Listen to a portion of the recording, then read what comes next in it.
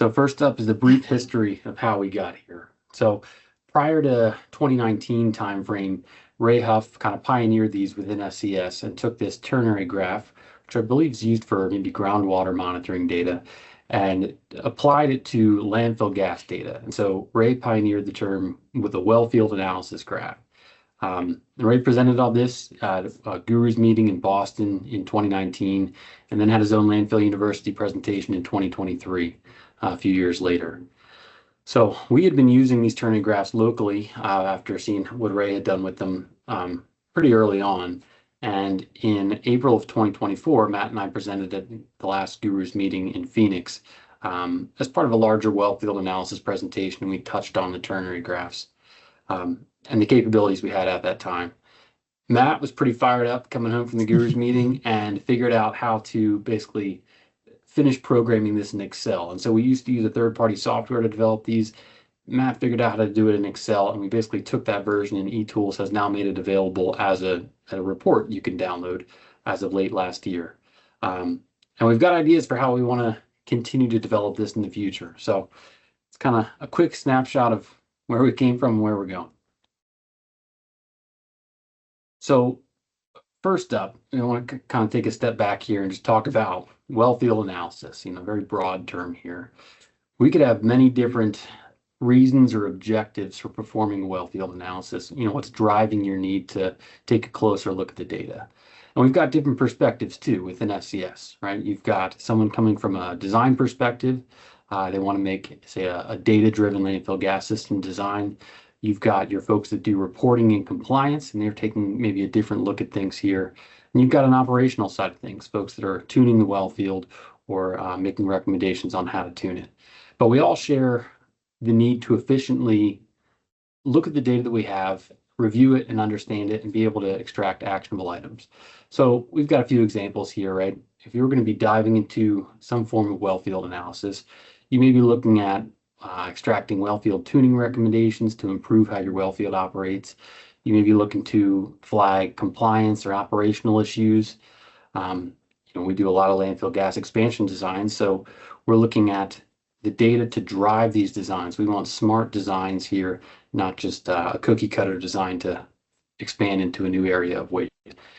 You could be looking at troubleshooting specific issues too. You might have an oxygen leak on the well field or odors in a particular area. And reviewing that data will help you kind of focus on a solution here. Or the last example we show is you could be doing maybe some due diligence for an energy portfolio or acquisitions of companies here. The point is we have a lot of data and a lot of different perspectives coming in to look at that data. And so we want to make sure we're taking a wise, data-driven approach to whatever your solution is or your objective is. So we as a company collect a lot of data. So we have well field monitoring data. You may have enhanced monitoring data with lab analysis, pump data, liquid level data, downhole temperature data, visual observations. We have all of this information that is kind of fed in to paint a picture of what's going on with the well field itself. That's a lot to process and understand and do so efficiently. So as a company, we put a lot of time and energy into collecting that data, but what do we do with all of it, right? That's kind of the key. So a key question here is, how are we supposed to be reviewing all of this data effectively? And so if you think about that last slide, all the different parts and pieces that make up, paint the picture of one individual well, what's an appropriate amount of time to capture and analyze all of that to really have a good understanding of what's happening with that one well? And so on a pretty large site, say you've got 300 extraction wells or monitoring points, if you were to spend 3 minutes looking at all of that information presented on one particular well, that's 15 hours of review, right? And 3 minutes, I think, is a pretty quick amount of time to really look at all this different information and have a good picture painted in your head of what's happening here. So who's responsible for doing that, completing that data review? How can we do it efficiently? We collect data a lot of times 2 times a month at our different sites and sometimes more frequently. So at a bare minimum, we should be looking at compliance data, right? but we can and we should be doing more than that. And so I think that extra step of having a healthy understanding of what the data is telling us and extracting actionable items, kind of that process is what separates us and differentiates us as experts from other companies that are processing this data. So the good news is we have a suggested approach here, and we're going to tie this into ternary graphs in a minute here, but we'll call this a three-tiered approach that we often take. And so you've got your big picture review, and some examples of that are existing tools we already have on SCSeTools. So range maps are phenomenal for painting a big picture of what's happening with your well field. You could look at ternary graphs over time, which we'll look at a few slides from now. So again, looking at a big picture review of the whole well field. If you take a step down from that, we could have what we call a focused review. And so that's where you might use filter maps, another very powerful tool on eTools, where you assign specific parameters to focus in on maybe answering one specific question. Ternary graphs are also great for that, for identifying maybe outliers and looking at one specific parameter you're interested in. Liquid level diagrams are fantastic for looking at this focused review, maybe at a particular area and seeing what's happening with a well. Or you could use point groups. There's a very powerful feature on eTools to, again, hone in on a subset of wells or more of a focused review rather than focusing on the whole well field at once. And if you take that even a step further, we'll move into what we call a deep data dive, right? And so we've got some examples. The well field parameter graphs are a fantastic resource on eTools. We've developed what we call one-page well reports internally, but that's really looking closely at maybe one specific point. So for your own sanity, as we have all of this data, think about these different tiers of approaches when you're looking at all of that, and it maybe helps hone in your focus. Next, we'll dive into how to read the ternary graph and understand how the data is being plotted. Looking at this table briefly, you can see that there's three main gas concentrations being used. The bottom axis going left to right is used to read the methane concentration. The axis on the right side of the triangle going bottom to top is used to read carbon dioxide. And then lastly, the axis on the left side of the triangle going top to bottom is used to read balanced gas. With this, we remove oxygen and normalize the CH4, CO2, and balanced gas concentrations to 100%. So we're essentially removing the oxygen concentration from this completely. The dashed line striking through the middle of the graph is used to indicate where our CH4 to CO2 ratio is 1:1. Where we have a point below this line, we'll have a point ID reading that's reading more methane present than carbon dioxide, and vice versa. Going above this line means that we have more carbon dioxide than methane. And as an example of how to read this graph, we can see that a point is placed where we call the optimal gas production zone. So we follow the CH4 axis along the bottom. You can find the 55% red grid line, then follow the blue CO2 grid lines up that same CH4 grid line to just below the 45% grid line where you have the 40% CO2. And then just to the left of that, you have the 2% balanced gas.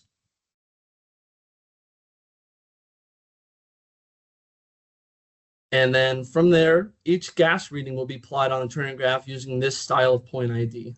The left side of the point ID will be shaded based off the temperature range the point ID falls in, and the right side of the point will be shaded on based on the flow rate range. Lastly, a shaded ring will be populated around the entire point if it falls within a certain oxygen concentration range. So for this example, we'll see that this point falls within a temperature range of 145 degrees to 160 degrees Fahrenheit, has a flow rate of 10 to 20 SCFM, and then has oxygen concentration between 5 to 10%.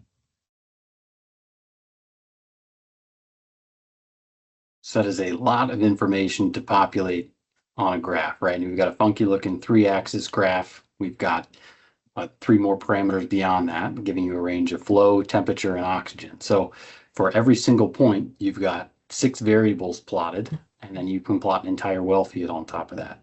So it takes some practice, and we'll show some more examples here on how to navigate that. Matt gave us a good rundown there.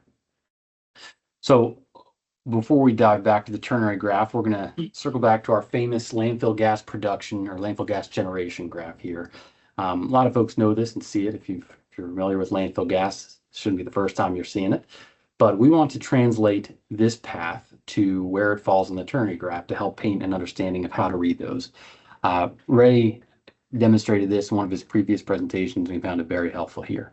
So again, just noted in the early phases of landfill gas generation, we start off in phase 1, which is aerobic, as the waste is deposited into the landfill.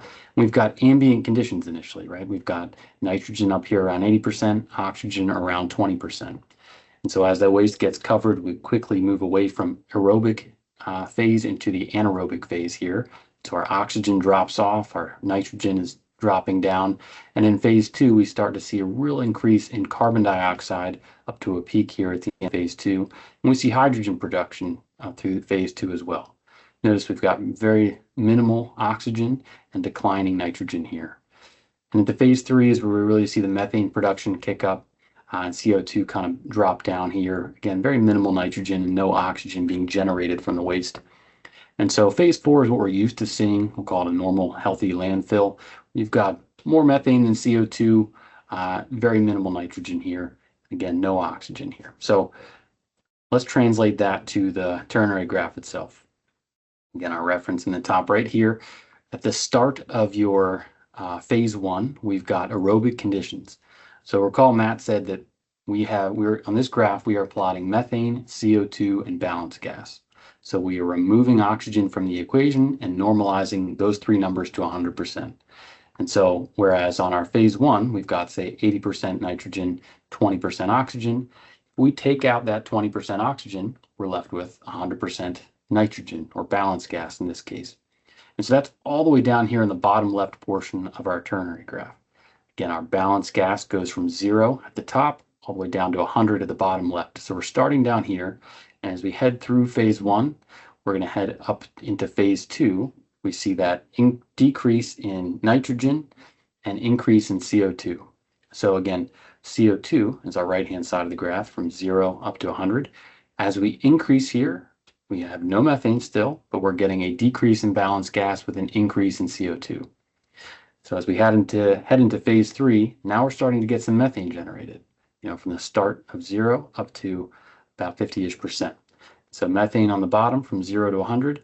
As we head here, we're increasing our methane as we decrease nitrogen. And the second phase here is kind of where we end up in our, I'll call it ultimate production here, into phase 4. And so Matt noted that this dashed line here is our ratio of methane to CO2, which is a pretty critical characteristic to look at. In some cases, that can be a precursor to elevated temperature landfills. And so it's a pretty healthy line, or a good check, I guess, as we're plotting a point here. And so by way of example, here's 50% methane heading up and to the right, and here's our 50% CO2 line. So as we follow this line down, we would have equal amounts methane and CO2. So if you're above the line, we've got more CO2 than methane. If you're below the dashed line, you've got more methane than CO2. So take some time to get used to read these graphs and understand it, but we hope this helps kind of illustrate at least the landfill gas generation process and understand where you can fall along this ternary graph and what that means. Looking at this a different way, and so this graphic is basically what you would see from the eTools download. You've got your legend up here, as Matt explained, where your flow ranges are plotted on the right-hand side of that graphic, and your temperature ranges on the left-hand side of the graphic. And our oxygen, recall that it's normalized, and we remove oxygen from the point. We show ranges of oxygen based on the color of the ring around the point, if it's present. So for me, it's helpful to think of these kind of breakout areas of the chart into different zones. And so down here is what we'll call our optimal production zone. So if you think about healthy landfill gas, say we want to be between 48 and 55, 56% methane is decent landfill gas. So again, we're between 50 and 60 down here, right? These two lines. So we're somewhere between this zone here, and we want to have low balance gas, right? So you're toward the top part of this axis. So this corner over here would be healthy, good landfill gas. That's our optimal production zone. The power of these ternary graphs is to identify outliers. And so you've got an old closed site versus an active site, or even one that's in the early stages of landfill gas production, they're all going to look different. And so you kind of need to have an understanding of what's normal, and then you can adjust from there to identify outliers, which is a big feature of using these ternary graphs. So as Matt indicated, if you do not apply any filters, and you generate the graph with all of your well field data, you can very easily see where the bulk of your wells lie. If you're, say, troubleshooting a specific option, we'll talk about here, you can apply some of those filters and hone in on a specific region or a specific problem and look at individual wells from there. So some of the examples we include with the preset filter map include high differential pressure. So show me wells that have differential pressure greater than 5. In other words, I've got a lot of differential pressure across my orifice plate. I probably need to swap that out for a larger orifice plate or a larger wellhead. Conversely, if you could have low differential pressure, actually, I think I've got that backwards here. Your differential pressure is less than 0.5. So you can flag either of those and see which wells apply on your map. From a wellfield tuning perspective, we look at a few things pretty regularly here. And so what we call tunable high methane, we default to anything greater than 58% methane and available pressure less than negative 10 inches. So again, available pressure, some people refer to as room to run. That's the difference between our static pressure and our system pressure. So think about this as how much more ability you have to apply more vacuum to the well. So in other words, if I have a well that's greater than 58% methane, I've got 2 inches of static pressure, and I have 50 inches of system pressure in my header, I've got the ability to apply more vacuum just by opening up that wellhead and maybe capturing some of that rich methane. So again, this is the low-hanging fruit of wellfield tuning. We want to flag not just the high methane wells, but the wells that are high methane, and we can try to resolve just from wellfield tuning alone. So they're tunable high methane. Similarly, you've got tunable high oxygen, right? Where do I have oxygen greater than 5%? And I've got some flow there, right? If I have poor gas quality, maybe down to our blower station here, I want to figure out which wells are contributing to that poor gas quality. So I'm not necessarily interested in the wells that are ambient conditions and watered in and have no flow. You know, they're not contributing to my poor gas quality at the flare. I want to first flag which wells are actually contributing to that poor overall gas quality. So there's one option to flag those. Similarly, we can look at overpulled wells here. And so we've got a lot more conditions flagged with this one. We're looking for methane less than 45% and your balanced gas to oxygen ratio greater than 4 and initial flow greater than 5 CFM and initial static pressure less than -5. So again, our goal here is to rule out the wells that maybe require a larger fix initially and focus on the low-hanging fruit. So with an overpulled well, I'm pulling in ambient air from the ground surface into my well casing. Some of that oxygen is being consumed by the waste mass itself, and all we're seeing is the residual nitrogen or balanced gas as it's read on the gem. And so we want to know, where do we have poor methane, high balanced gas to oxygen ratio, meaning it's ambient conditions and the oxygen is being consumed. And again, where are the ones we actually have flow and static pressure applied? So what can we do? Where can we resolve those simply from wellfield tuning alone? If you look at high CO2 wells, in theory, you would want to flag wells with a methane to CO2 ratio less than 1, but you might catch some of those that are on the far left-hand side of the graph here, that they're mostly ambient conditions. We've got a little bit of methane, a little bit of CO2. Technically, the ratio is less than 1. Okay, that might be one thing to track down. But in this case, we're looking at where do we have CO2 greater than 60. So we're heading toward the upper part of that graph. I'm thinking again in terms of elevated temperature landfills in this case. Where do we have our precursors here and our low-hanging fruit? And finally, we'll call high temperature wells anything greater than 145 degrees. Where do they fall on the graph in terms of gas quality? So moving on to a practical application here, we have some suggested uses. And so again, we've got different folks with different perspectives looking at this data. So a couple of different examples. Maybe you've got a specific issue you're trying to resolve with your well field. You have high oxygen at your blower and flare station. You want identified which wells are contributing. So again, show me tunable high oxygen wells to flag which wells are poor oxygen, or I should say high oxygen, and maybe high flow, contributing to your poor overall gas quality. We highly suggest pairing these ternary graphs with filter maps. And so we'll look at some examples of that here, but we have all of our data mapped in one spot on our ternary graph, coupled with the physical location on your well field with the filter map. Really powerful tool to pair both of those together.